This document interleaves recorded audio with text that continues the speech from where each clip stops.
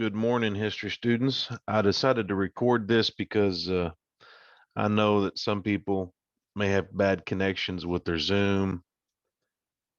So I went ahead and I thought I'll just record this video and then you guys can always watch it at any time.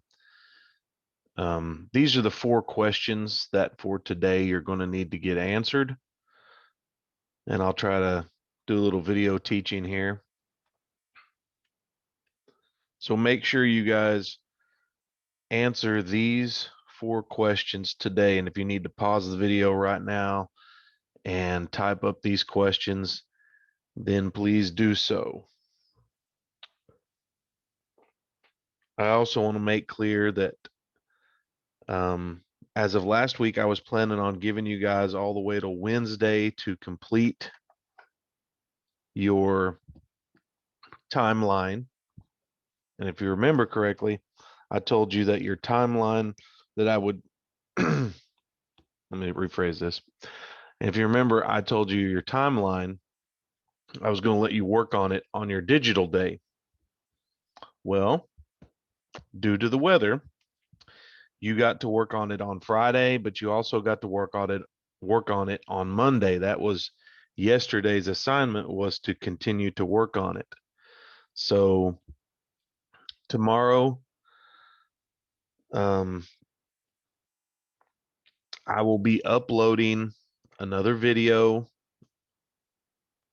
with some questions just like today's, since I already let you guys work on your timeline. Your timeline will still be due on Wednesday. It's just we're moving on due to the weather conditions. I went ahead and bumped that assignment up. So again, tomorrow you will have a different assignment and not the one I originally told you as of last week. And that's just due to the weather and stuff like that. If you guys have any questions, please email me. If you were unable to find something on your timeline, please let me know. Contact me. Okay, with that being said, we're going to get to these 4 major questions. Hope this video turns out good. This is really weird with no students present. All right, when we last left off, Lee had invaded the South. And right there, we had a little battle, the Battle of Antietam. And if you remember correctly, the Union is going to win this battle. And as a result, Abraham Lincoln is then going to call for the freeing of slaves, Emancipation Proclamation, which we learned about what that says and what it actually does. This is going to force Lee, because he loses this battle, it's going to kind of force him to winter back down here in Virginia. He's coming back for reinforcements. And at the winter time, most people didn't really fight a lot of battles. There's going to be a few, but they don't necessarily do a whole lot of fighting. It's wintertime. So Lee is actually back down here because McClellan doesn't take advantage and actually crush Lee at Antietam. Lincoln is fed up and says, "You're fired, and we're bringing in a new guy." This guy's name is Burnside, and you guys have already remembered him. He's got big, huge sideburns. I don't have a picture of him today. But Burnside comes in. He's going to lose a battle. And then after Burnside loses at Fredericksburg, which happens down here somewhere, probably right around, let me see if I can get, yeah. After he loses after he loses the Battle of Gettysburg, oh my gosh, I can't talk. After Burnside loses the Battle of Fredericksburg, Lee doesn't move a whole lot, and there's going to be a more important battle.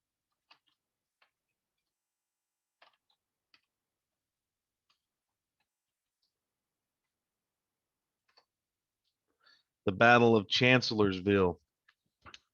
And I probably got that down a little further south than it needs to be, but hey, who cares? You guys know my art skills are not that great. So the Battle of Chancellorsville is going to take place right here. Out of the key events that we're going to have to answer in today's question, the first one takes place here at the Battle of Chancellorsville in the spring of 1863. Lee again wants to go fight and win a battle up north. He desperately needs it. Uh, he's hoping to cause the North to want to give up. He's wanting to get maybe foreign people to come and help. So Lee is desperate to win a battle up north. So he's wanting to get up there, but the Army of the Potomac is extremely large. And after Burnside loses, there's going to be another guy come in by the name of Joseph Hooker. Now you can get your giggles out of the way for that guy's name. But he's going to lead this army. And at the Battle of Chancellorsville, Lee's going to do some masterful tactical maneuvers. And one of them is going to be sending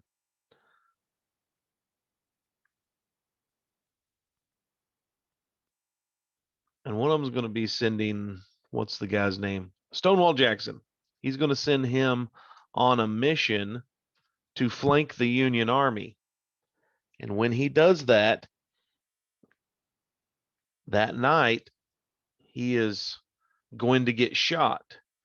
Not by Union forces, but by his own men. He rides out in front of the lines to make sure he knows where the Union Army is at. And when he comes back, some of his guys who are on edge because they know they're really close and they're sneaking up on the Union Army, they basically say halt, and Stonewall Jackson and them, they get shot. Wouldn't want to be that Confederate soldier, because not going to be good for that guy. All right, so that's the first key event that's going to happen. Stonewall Jackson is going to get shot by his own guys. He is not killed immediately, but shortly thereafter, he is going to get killed, and that is extremely critical for the upcoming Battle of Gettysburg. Lee is going to win at this Battle of Chancellorsville that occurs right down here, and when he wins, we have a new commander by the name of George Meade. And this new commander kind of looks like a snapping turtle. But this new commander who is just now taking over, that kind of, they move their troops north just a little bit, because they've just now lost the Battle of Chancellorsville and they're getting a new commander. This gives Lee the opportunity to invade north. And what Lee's going to do, Lee's going to take his army over here and come up and go this direction. And this is going to be Lee. Oh man, you got to love these art skills. 4 years of a college degree right there, everybody, on display. So Lee's going to go this direction. His army is going to get extremely strung out. It takes a long time to move across the Blue Ridge Mountains. It takes a long time to cross the Potomac River. So while one part of his army is going to be up here, he's going to have another part of his army way down here when the Battle of Gettysburg takes place. Okay, so Lee goes behind these mountains. He's basically trying to shield his movements. He doesn't want the Army of the Potomac. He doesn't want the Union Army to know where he's at. Second key event that's going to happen before the battle that's really going to have a big impact. Lee's going to go this direction. Meade has no idea where he's at. Meade is over here, and Meade doesn't know where Lee is at. So he's trying to figure out, where did he go? He sends out cavalry in all kinds of directions. And he's going to basically think, oh, he's going to know, okay, he's going this direction somehow. So I've got to basically shield the capital.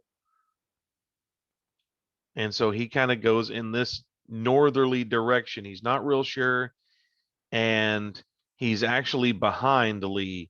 Like Lee is up here when Mead's down here.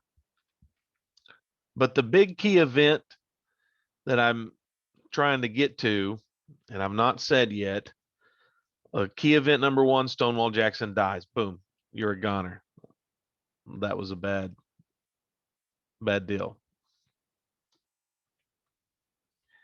But the next key event is Lee is going to send his cavalry commander, Jeb Stuart, to ride around the Northern Army. He does this not to attack the capital. Like, I'm sorry, but his cavalry is not going to attack the fortifications of Washington, D.C. That's not, for those of you that are maybe thinking that's not why he does it. He's basically just trying to figure out, okay, I need my cavalry to be my eyes and ears. As Lee is going north, he has no idea what's up here. He knows what's back here in Virginia. This is where he grew up. A lot of his soldiers live, but he doesn't have a lot of information. Not only that, he doesn't know where Meade is at. So as Lee is going north and is being shielded so the Union Army can't see him, it also keeps him from seeing them. So they kind of know where each other's at in a direction, but they don't know exactly. And they don't know, is Meade following him? How many soldiers does he have? Where exactly is he at? Where's a good place to fight up here?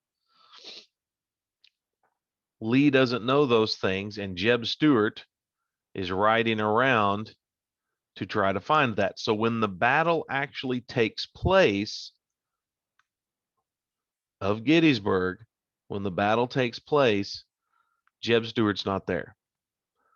So he has Lee. You got to think, when he's going into this battle, Stonewall Jackson's dead. Key event number 1. Key event number 2, he's not going to have his cavalry commander present at the start of the battle. Jeb Stuart won't actually arrive till like the night of day 2.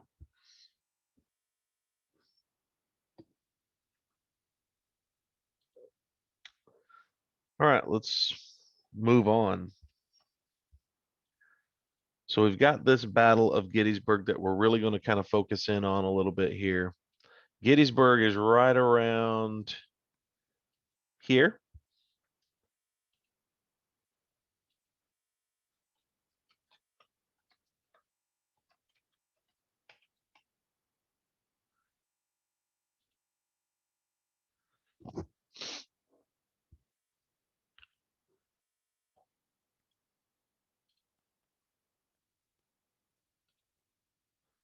So Lee is on his way up this direction, and he's actually probably headed to the capital. We're not really sure where he's headed.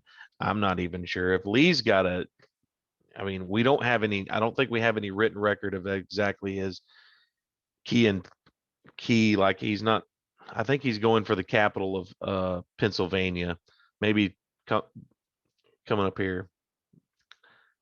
The big thing we do know about, and what Lee's main goal is, and I believe that is a question, if I'm not mistaken. Let me go back and see if I can't find this as a question. Yes, we have 3 key events. The third one's fixing to come up. What are Lee's goals when invading the North? If you remember, he has 2 main goals. Goal number 1, I want to win a battle in the North and get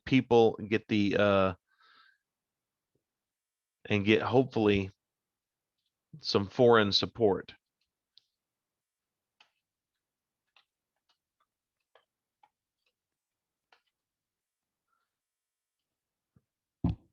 He might also get the North to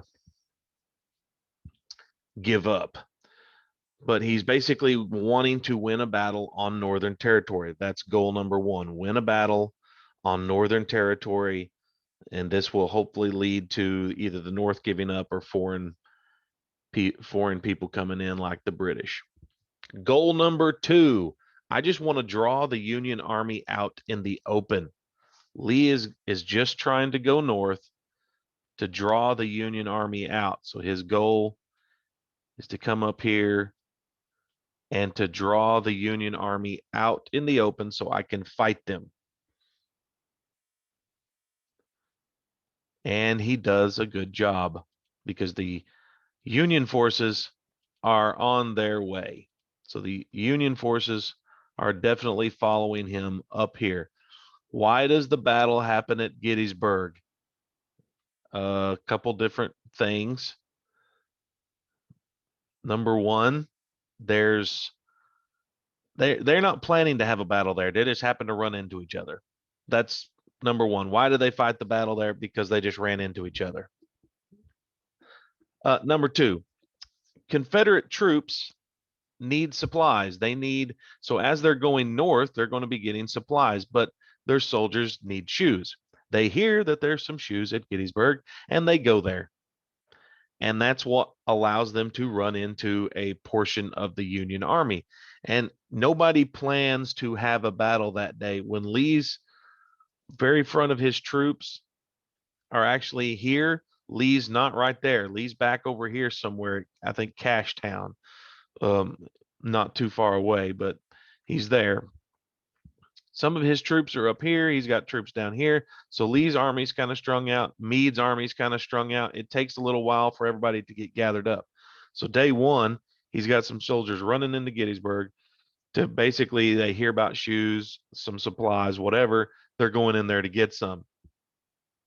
And on their way in there, they run into some Union soldiers and a battle takes place. And we could go into a lot of what happens on day one, but basically the overall reason why they fight there is just kind of a mistake, you might say. They don't know, it's not a planned battle.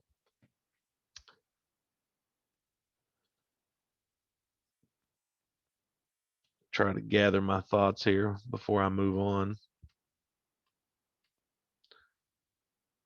So I've kind of told you what are his goals. I've given you two key events: Stonewall Jackson's death, and Jeb Stuart is riding around the Union Army and not present until the very end of the battle. I've told you, why does the battle happen at Gettysburg? They're not planning on it, and some Confederate soldiers are going in there to get some shoes. Explain three key events that happened before Gettysburg that have a great impact on the outcome of the battle. I think my third key event is also the answer to number 4 down here. I'm thinking.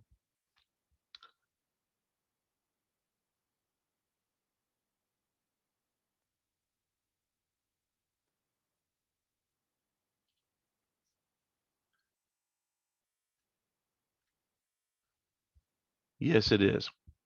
So make sure your third key event matches up.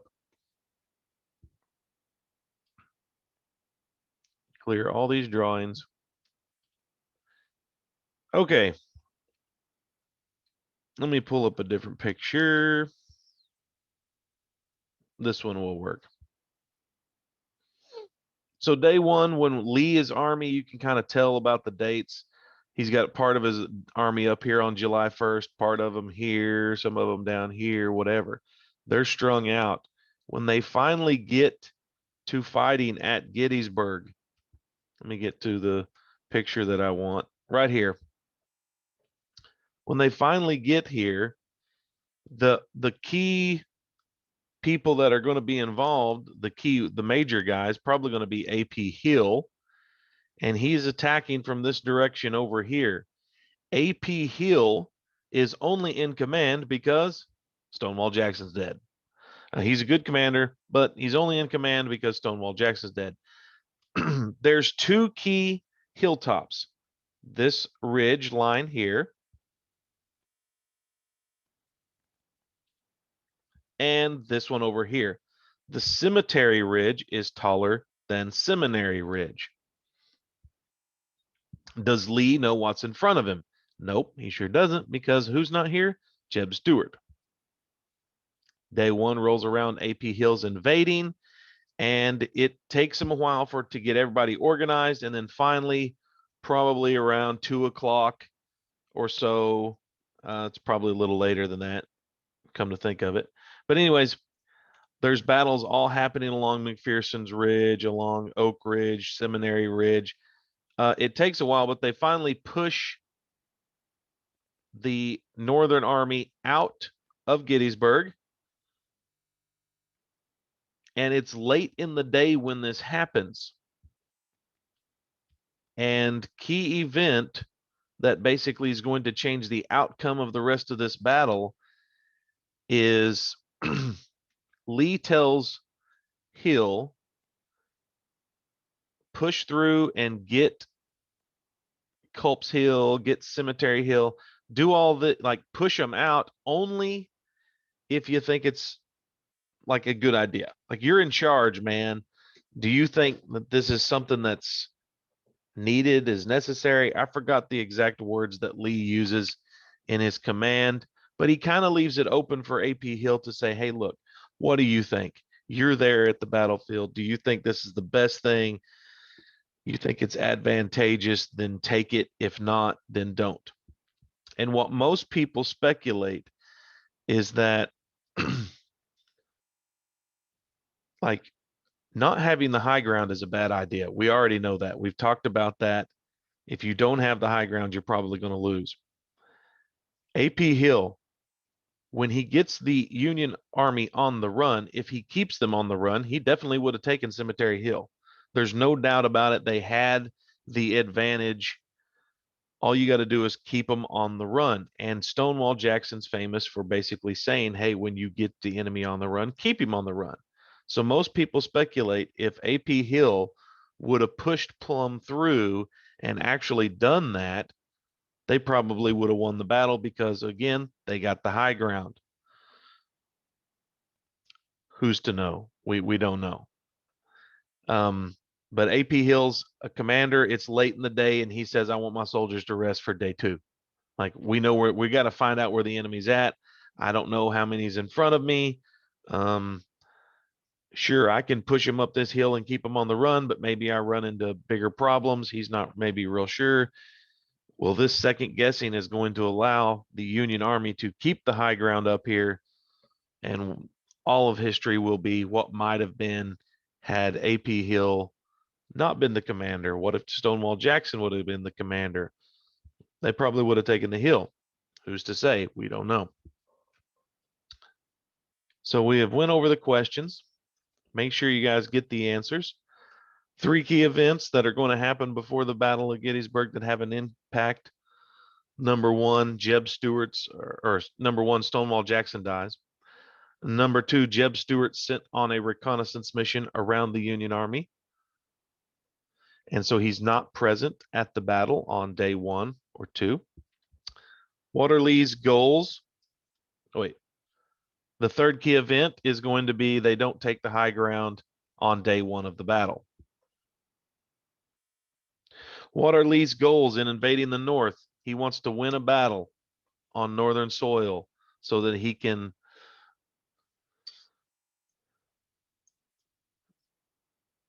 get either foreign help or get the North to maybe capitulate and give up.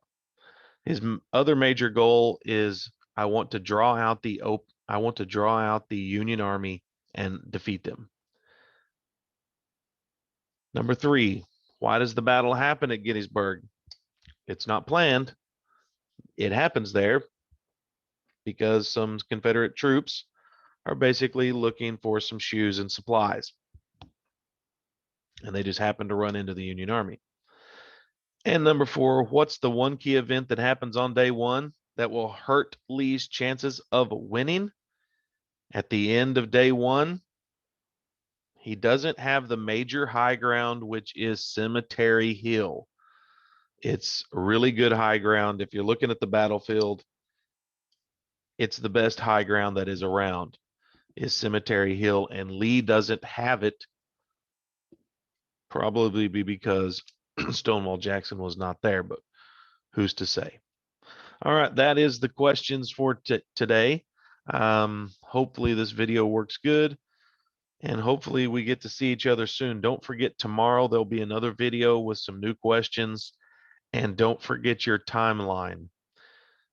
So, busy week. Have a good day. Hope to see you guys soon.